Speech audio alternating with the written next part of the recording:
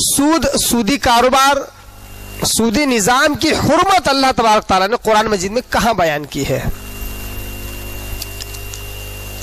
اللہ تبارک تعالیٰ قرآن مجید میں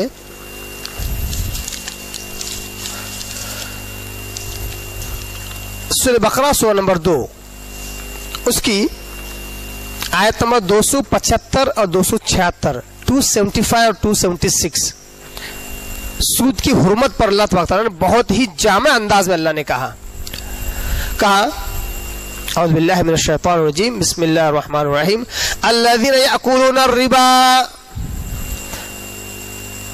وہ لوگ جو سود کھاتے ہیں، سودی کاروبار میں ملوث ہیں،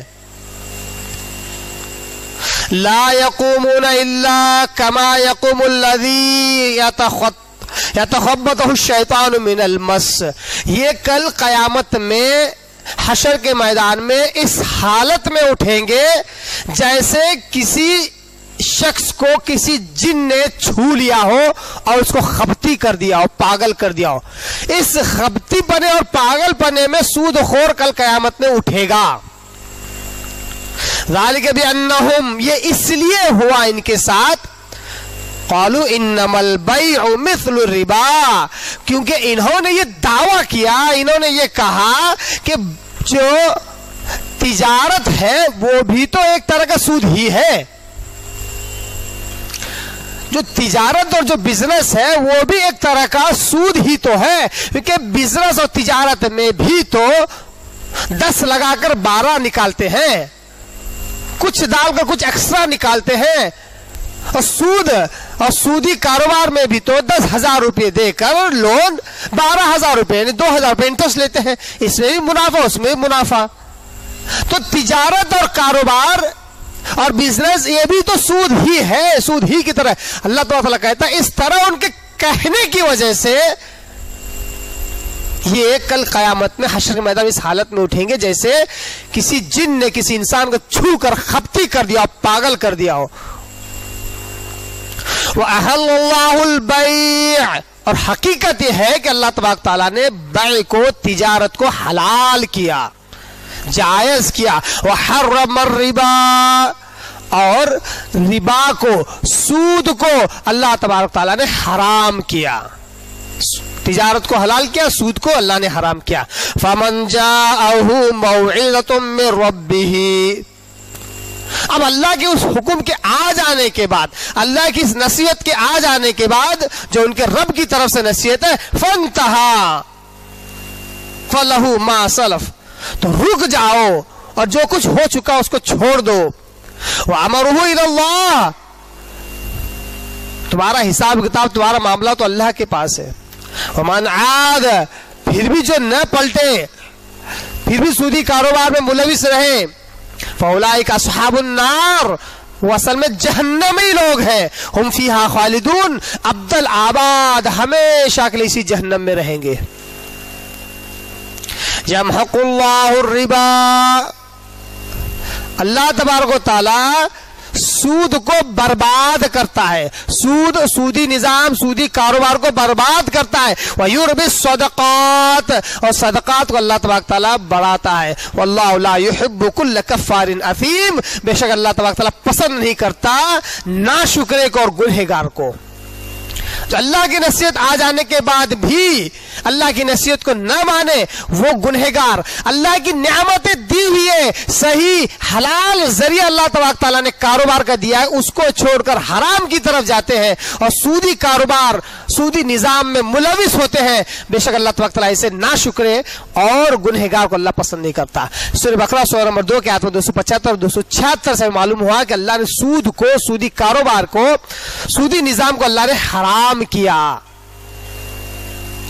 اسی طرح اللہ تبارک تعالیٰ سورہ آل عمران سورہ نمبر 3 اس کی آیت نمبر 130 سے لے کر 132 تک، یعنی 3 آیتیں، اللہ کہتا ہے یا ایھا الذین آمنوا، اے ایمان والو، لا تأکلوا الربا اضعافا مضاعفہ، مخاطب اللہ تبارک تعالیٰ ایمان والوں سے کہ اے ایمان والو مت کھاؤ سود کو بڑا چڑھا کر،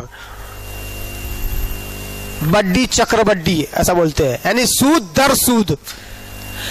इतनी इतनी मुद्दत में अगर सूद अगर तूने नहीं लौटाया तो जो असल जो होती है वो दुगनी हो जाती है। गोया कि जो दुगनी हो रही वो भी एक सूद ही है।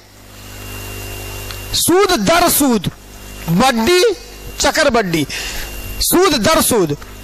या लदिन आमनु, आए ईमान वालो, ला ताकुलु रिबा अज़आफ़ मुज़ाफ़ा, आए ईमान वालो सूद को बढ़ा चढ़ा कर मत खाओ। इससे मतलब क्या है? ऊपर तो अल्लाह ने हराम ही कर दिया, न थोड़ा लेना है न ज्यादा लेना है, बढ़ा चढ़ा कर तो उससे भी बड़ा गुनाह हो गया। वत्तकुल्लाह, डरो अल्लाह से, लअल्लकुम तुफ्लिहून, ताकि तुम कामयाब हो जाओ। आयत नंबर 30 मुकम्मल हुई। आयत नंबर 131, वत्तकुन नार अल्लती उइद्दत लिल काफिरीन, अल्लाह तआला तुम्हें डरा रहा है कि सूदी निजाम, सूदी कारोबार में मुलविस न रहो, तो डरो अल्लाह से और डरो उस आग से जो काफिरों के लिए तैयार की गई है। मालूम हुआ कि अल्लाह के अहकामात को न मानना, अल्लाह के अहकामात की खिलाफ वर्जी करना, अल्लाह के हुक्म के खिलाफ जाना, ये असल में कुफ्र है, असल में दीन का मजाक है। अल्लाह कह रहा है सूद और सूदी निजाम, सूदी कारोबार से दूर रहो, और ये उसी में मुलविस होता जा रहा है, तो ये असल में कुफ्र है, ये नाशुक्री है। ये अल्लाह तबारक ने ऐसे ही काफिरों के लिए जहन्नम की आग तैयार कर रखी है, डरो उस आग से। आयत नंबर 132 में अल्लाह कहता है वातिउल्लाह व रसूल लअल्लकुम तुरहमून, अल्लाह उसके रसूल तुम्हें बार बार हिदायत और अच्छाई की तरफ बुलाते हैं। अल्लाह उसके रसूल की इताअत करो ताकि तुम पर रहम हो। मालूम है कि मुसलमानों पर रहम सिर्फ एक ही वजह से हो सकता है, वो है अल्लाह उसके रसूल की ताबेदारी, अल्लाह उसके रसूल की इताअत। ये अगर न की जाए तो अल्लाह तबारक तआला कभी इन पर रहम नहीं करेगा। यही वजह है कि आज मुसलमान हजारों फिरकों में बटे हुए हैं, हजारों जमातों में बटे हुए हैं, और गाजर मूली की तरफ पूरे दुनिया में काटे जा रहे हैं, और इनकी दुआ भी कबूल नहीं हो रही है। अल्लाह रहम नहीं कर रहा है, निगाहे करम नहीं कर रहा है। क्यों? अल्लाह उसके रसूल की ताबेदारी नहीं है। वातिउल्लाह व रसूल लअल्लकुम तुरहमून, अल्लाह की इताअत करो, रसूल की इताअत करो ताकि तुम पर रहम किया जाए।